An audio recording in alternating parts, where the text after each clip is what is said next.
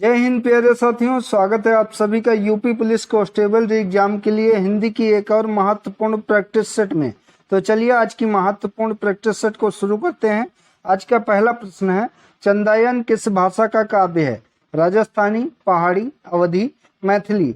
तो right option है option number सी, चंदायन, जो कि अवधी भाषा का काव्य है और इसके रचनाकार जो कि मुल्ला दाऊद हैं। रचनाकार पूछे इसके कौन है, तो मुल्ला दाऊद इसके रचनाकार हैं। और चंदायन जो कि हिंदी का ज्ञात प्रथम सूफी महाकाव्य है, ये भी ध्यान रखेंगे। राइट ऑप्शन सी इसका हो जाएगा। अगला, पानी परात को हाथ छुयो नहीं, नैनन के जल सो पग धोए। इसमें कौन सा अलंकार है? अतिशयोक्ति, उपमा, रूपक, उत्प्रेक्षा। तो इन पंक्तियों में अतिशयोक्त अलंकार हो जाएगा। Right option option number A हो जाएगा। ठीक है, जहां किसी का वर्णन इतना बढ़ा चढ़ाकर कर दिया जाए कि सीमा या मर्यादा का उल्लंघन हो जाए, वहां पर अतिशयोक्त अलंकार होता है। अगला, इनमें से कौन सा वाक्य कर्मवाच्य का उदाहरण है? राम पढ़ता है, रीना रोती है, किसानों द्वारा फसल काट ली गई है, या कुत्ता भौंकता है। तो इनमें से कर्मवाच्य हो जाएगा जो कि किसानों द्वारा फसल काट ली गई है। Right option option number C इसका होगा। अगला, लता गा रही है, इस वाक्य में क्रिया किस काल का बोध करा रही है? अपूर्ण वर्तमान का, सामान्य भविष्य का, सामान्य भूत का, या फिर अपूर्ण भूत का। तो लता गा रही है यानी कि क्रिया अभी चालू है, बंद नहीं है, तो इसमें अपूर्ण वर्तमान हो जाएगा। Right option option number A इसका होगा। ठीक है, जहां पर क्रिया अभी चल रही हो और पूरी ना हुई हो, वहां पर अपूर्ण वर्तमान होता है। अगला, हे मेरे प्यारे देशवासियों, गणतंत्र दिवस की पूर्व संध्या पर आप सबको संबोधित करते हुए मुझे बड़ी प्रसन्नता हो रही है। इस वाक्य में हे मेरे प्यारे देशवासियों में कौन सा कारक होगा? अधिकरण कारक होगा, संबंध कारक होगा, कर्म कारक होगा, या फिर संबोधन कारक होगा? तो हे मेरे प्यारे देशवासियों, इन पंक्तियों में संबोधन कारक होगा, क्योंकि संबोधन चिन्ह भी यहाँ पर लगा है, इससे भी पहचान सकते हैं। और संबोधित किया जा रहा है इसलिए संबोधन कारक हो जाएगा। Right option option number D है। अगला, जिन पंक्तियों में नायक नायिका का मिलन होता है वहां रस की दृष्टि से कौन सा श्रृंगार होता है? अद्भुत श्रृंगार, संयोग श्रृंगार, वियोग श्रृंगार, या फिर हास्य श्रृंगार। तो जिन पंक्तियों में नायक एवं नायिका का मिलन होता है वहां पर संयोग श्रृंगार होता है। Right option option number B इसका हो जाएगा। श्रृंगार रस के दो भेद होते हैं, जिनमें पहला होता है संयोग श्रृंगार और दूसरा होता है वियोग श्रृंगार। ये ध्यान रखेंगे। इसका स्थायी भाव अगर पूछे कि श्रृंगार रस का स्थायी भाव क्या है, तो इसका स्थायी भाव जो कि रति होता है, रत स्थायी भाव है इसका, ये भी ध्यान रखेंगे। अगला, पुरातन शब्द में कौन सा उपसर्ग है? तो उपसर्ग जो कि शब्द के पहले जोड़ते हैं, पुरा, पु, तन, तन तो बाद में आया है, या पुर, तो पुर भी नहीं होगा। इसमें कौन सा उपसर्ग हो जाएगा? तो राइट ऑप्शन है पुरा। पुरा उपसर्ग का प्रयोग पुरातन में किया गया है। Right option option number A इसका हो जाएगा। इनमें से कौन सा अल इस शब्द का अर्थ नहीं है? अल यहाँ पर एक होता है अल और एक होता है अली, तो इनमें से अल इस शब्द का अर्थ कौन सा नहीं है, ये पूछा है। तो भ्रमर, सखी और सहेली, ये तीनों जो कि अल के होते हैं, लेकिन गले का आभूषण इसका अर्थ नहीं होता है। तो right option option number A इसका हो जाएगा। ठीक है, अगला क्वेश्चन, भारतीय भाषा परिषद कहाँ पर स्थित है? कोलकाता, वाराणसी, नई दिल्ली, मैसूर। भारतीय भाषा परिषद जो कि कोलकाता में स्थित है। Right option option number A इसका हो जाएगा। इसकी स्थापना जो कि भारतीय भाषाओं की साहित्यिक विरासत को समृद्ध करने के उद्देश्य से 1975 में की गई थी, ये भी ध्यान रखेंगे। अगला, इनमें से कौन सा शब्द उपस्थित का पर्यायवाची शब्द नहीं है? तैयार, विद्यमान, हाजिर, या प्रस्तुत। तो इनमें से उपस्थित का पर्यायवाची पूछा है जो कि तैयार नहीं है। बाकी विद्यमान, प्रस्तुत और हाजिर, ये तीनों जो कि उपस्थित के पर्यायवाची शब्द हैं। तो right option option number A इसका हो जाएगा। पूर्ण विराम के स्थान पर एक अन्य चिन्ह भी प्रचलित है, इनमें से वह चिन्ह कौन सा है? अर्धविराम है, योजक चिन्ह है, विवरण चिन्ह है, या फुल स्टॉप चिन्ह है। तो पूर्ण विराम के स्थान पर अंग्रेजी का समानार्थिक जो कि फुल स्टॉप चिन्ह है, इस तरीके से होता है, इसका प्रयोग किया जाता है, लेकिन ये अंग्रेजी में किया जाता है। और हिंदी में पूर्ण विराम का प्रयोग इसकी जगह पर किया जाता है तो right option option number D इसका हो जाएगा। योजक चिन्ह कैसा होता है? तो योजक चिन्ह इस तरीके का होता है, शब्दों के बीच में लगा होता है। विवरण चिन्ह इस तरीके का होता है और अर्धविराम चिन्ह इस तरीके का होता है। ये सभी चिन्ह आप लोग ध्यान रखेंगे। राइट ऑप्शन डी है इसका। हिंदी में कुल कितने सर्वनाम होते हैं? 12, 10, 11 या फिर 9? तो हिंदी में कुल 11 सर्वनाम होते हैं। कौन कौन से होते हैं? तो मैं, तू, आए, यह, वह, जो, सो, कोई, कुछ, कौन, क्या। तो ये 11 सर्वनाम जो कि हिंदी में होते हैं। Right option option number C इसका हो जाएगा। ठीक है, लेकिन प्रयोग के अनुसार कितने सर्वनाम होते हैं? तो प्रयोग के अनुसार सर्वनाम के 6 मुख्य रूप से भेद होते हैं। कौन कौन से होते हैं? तो पहला होता है पुरुषवाचक सर्वनाम, ठीक है। दूसरा होता है निजवाचक सर्वनाम। तीसरा होता है आपका निश्चयवाचक सर्वनाम।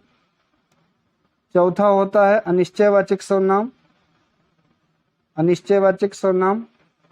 पांचवा होता है संबंधवाचक सर्वनाम, संबंधवाचक सर्वनाम। और छठा लास्ट जो कि होता है प्रश्नवाचक सर्वनाम। तो ये सर्वनाम के 6 भेद होते हैं, ये भी ध्यान रखेंगे। सर्वनाम की संख्या अगर पूछे तो 11 होती है और भेद पूछे तो 6 भेद होते हैं। अगला, देशार्पण में कौन सा समास है? तत्पुरुष समास, द्विगु समास, अव्ययीभाव समास या फिर कर्मधारय समास। तो देशार्पण में जो कि तत्पुरुष समास हो जाएगा। Right option option number A इसका होगा। कबीर के आलोचक पुस्तक के लेखक इनमें से कौन से हैं? हजारी प्रसाद द्विवेदी, पुरुषोत्तम अग्रवाल, डॉक्टर धर्मवीर भारती या विजेंद्र स्नातक। तो कबीर के आलोचक पुस्तक के लेखक जो कि डॉक्टर धर्मवीर हैं। Right option option number C इसका हो जाएगा। अव्यय के लिए इनमें से कौन सा कथन सही है? पूछा है कि कौन सा कथन सही है। पहला है ये अविकारी शब्द होते हैं, तो पहला ही कथन यहाँ पर सही हो गया, क्योंकि कोई भी अव्यय शब्द अविकारी शब्द होता है, विकारी नहीं होता है। दोनों नहीं होते हैं और उपरोक्त में से कोई नहीं। तो right option option number A इसका हो जाएगा। निम्नलिखित में से कौन सा शब्द तत्सम है? बारात, वर्षा, हाथी, आंसू। तो इनमें से तत्सम शब्द पूछा है जो कि वर्षा है। ठीक है, right option option number B इसका हो जाएगा। अगर इसका तद्भव देखेंगे तो इसका तद्भव हो जाएगा वर्षात, वर्षा का। ठीक है, और वही आंसू का अगर तद्भव देखेंगे, तत्सम देखेंगे तो आंसू का तत्सम हो जाएगा अश्रु। ठीक है, और हाथी का तत्सम क्या हो जाएगा? तो हाथी का तत्सम जो कि हो जाएगा हस्त। और बारात का तत्सम क्या होगा? तो बारात का तत्सम जो कि होगा वर यात्रा। ये ध्यान रखेंगे। ठीक है, अगला है ज्ञान राशि के संचित कोश का नाम साहित्य है। यह कथन किसका है? जयशंकर प्रसाद, रामचंद्र शुक्ल, रामविलास शर्मा, महावीर प्रसाद द्विवेदी। तो आचार्य महावीर प्रसाद द्विवेदी का कथन है कि ज्ञान राशि के संचित कोश का नाम साहित्य है। Right option option number D इसका हो जाएगा। तीनों लोकों का स्वामी इस वाक्यांश के लिए सही शब्द कौन सा हो जाएगा? त्रिभुवन, गोस्वामी, त्रिस्वामी या त्रिलोकी। तो तीनों लोकों का स्वामी इस वाक्यांश के लिए एक सही शब्द हो जाएगा त्रिलोकी। राइट ऑप्शन डी होगा। गणेश शंकर विद्यार्थी पुरस्कार किस क्षेत्र में कार्य करने वालों को दिया जाता है? विज्ञान के क्षेत्र में, शिक्षा के क्षेत्र में, समाज सेवा में या फिर पत्रकारिता में। तो ये पत्रकारिता के क्षेत्र में दिया जाता है। Right option option number D इसका हो जाएगा। युगांत के कवि कौन है? रामनरेश त्रिपाठी, सूर्यकांत त्रिपाठी निराला, जयशंकर प्रसाद, सुमित्रानंदन पंत।